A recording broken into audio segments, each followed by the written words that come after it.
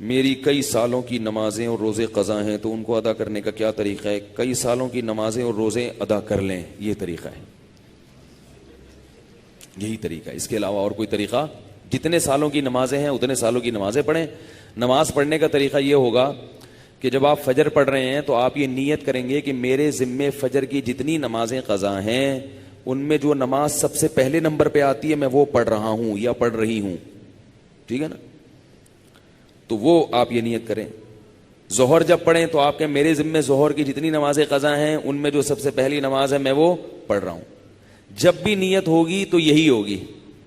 جب آپ دوبارہ فجر پڑھیں گے پھر آپ یہی نیت کریں گے میرے ذمے فجر کی جتنی نمازیں ہیں ان میں سب سے پہلی نماز، کیونکہ وہ جو آپ نے پڑھ لی ہے نا وہ تو ذمے میں رہی نہیں ہے، نہیں یاری نا، وہ تو ذمے میں رہی نہیں ہے، تو وہ خود بخود دوسری نماز پہلے نمبر پہ آ جائے گی ان نمازوں میں جو آپ کے ذمے میں ہیں، سمجھ رہے ہو؟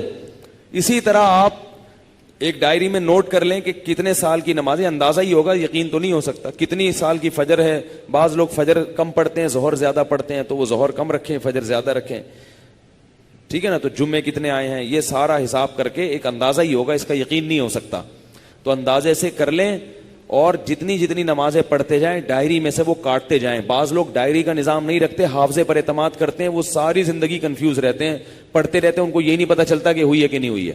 اس لیے حافظے پر اعتماد نہ کریں، ڈائری میں باقاعدہ نوٹ کریں اور جتنی نمازیں ہوتی جا رہی ہیں ان کو کاٹتے چلے جائیں، تو انشاءاللہ یہ نمازیں آپ کی امام مہدی کے آنے سے پہلے پہلے، جس اسپیڈ سے آپ پڑھ رہے ہیں اس میں تو یہی ہے کہ امام مہدی کے آنے سے پہلے پہلے یہ نمازیں آپ کی امید ہے کمپلیٹ ہو جائیں۔ تو بھائی 24 گھنٹے میں کم از کم ایک دن کی نماز لازمی پڑھو، ایک دن کی بھی نہیں پڑھ رہے تو پھر گناہ ہونے کا خطرہ ہے بہت سخت، اور ایک دن کی اگر پڑھ رہے ہو تو اگر موت آ گئی تو وصیت کر کے جاؤ، تو اللہ کی رحمت سے امید ہے اللہ تعالیٰ معاف کر دیں، کیونکہ انسان اس سے زیادہ کا مکلف نہیں ہے نا۔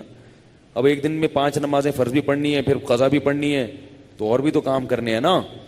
بعض لوگ تو ایسے ہوتے ہیں اولو العزم ہوتے ہیں کہ وہ ایک دن میں 5 دن کی نمازیں قضا پڑھ لیتے ہیں۔ ہمارے حضرت کے ایک مرید تھے، وہ تقریباً 50 سال کی عمر میں دین پر آئے، گورنمنٹ میں کسی ادارے میں آفیسر تھے۔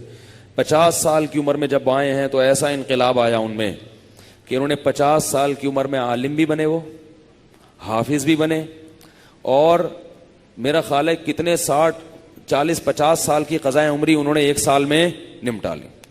ہم جب بھی جاتے تھے ہر وقت نماز پڑھ رہے ہوتے تھے یا تلاوت کر رہے ہوتے تھے اور مدرسے میں پڑھ بھی رہے ہوتے تھے، ایسا ٹائم کو مینج کیا انہوں نے۔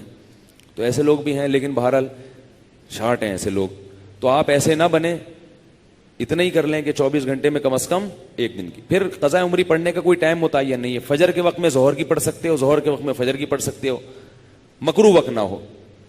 مکروہ وقت جو سورج نکلتے ہوئے، زوال کے وقت اور سورج غروب ہوتے ہوئے، فجر کے بعد بھی پڑھ سکتے ہیں، عصر کے بعد بھی پڑھ سکتے ہیں قضا، فجر اور عصر کے بعد نوافل تو نہیں پڑھ سکتے مگر قضاء عمری پڑھ سکتے ہو۔ وطر بھی پڑھنے پڑیں گے، احناف کے ہاں وطر کی نماز کیا ہے؟ واجب ہے۔ اس پہ دلائل کیا ہیں؟ یہ کیونکہ آج کل کلپ ایسے آ رہے ہیں کوئی واجب کچھ نہیں ہوتا اور یہ سنت موقدہ کچھ نہیں ہوتا، یہ بھی آ رہے ہیں کلپ مارکیٹ میں، تو وہ نہیں، فجر کی سنتیں نہیں پڑھیں، بس فرائض پڑھیں گے، فرائض پڑھیں اور وطر پڑھیں، ٹھیک ہے نا؟ اور فرائض میں یہ آسانی ہے کہ تیسری اور چوتھی رکعت میں اگر کچھ نہ بھی پڑھیں تو بھی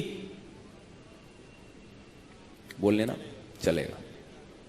فرض کی تیسری رکعت میں 3 دفعہ سبحان ربی الاعلی کہنے کی بقدر کھڑے رہیں تو بھی نماز ہو جائے گی، ٹھیک ہے نا؟ تو فجر یعنی فرض کی تیسری اور چوتھی، وطر میں تیسری رکعت میں پڑھنا پڑے گا، فرض کی تیسری چوتھی رکعت میں چاہیں آپ مختصر قرات کر لیں، تیسرا کلمہ پڑھ لیں تو یہ بھی ٹھیک ہے، بہتر ہے سورہ فاتحہ پڑھیں تو زیادہ بہتر ہے، تو یہ بھی، اور اس سے نماز آپ کی مختصر ہو جائے گی۔ سبحانک اللہم و بحمدک، نشہد ان لا الہ الا انت، نستغفرک۔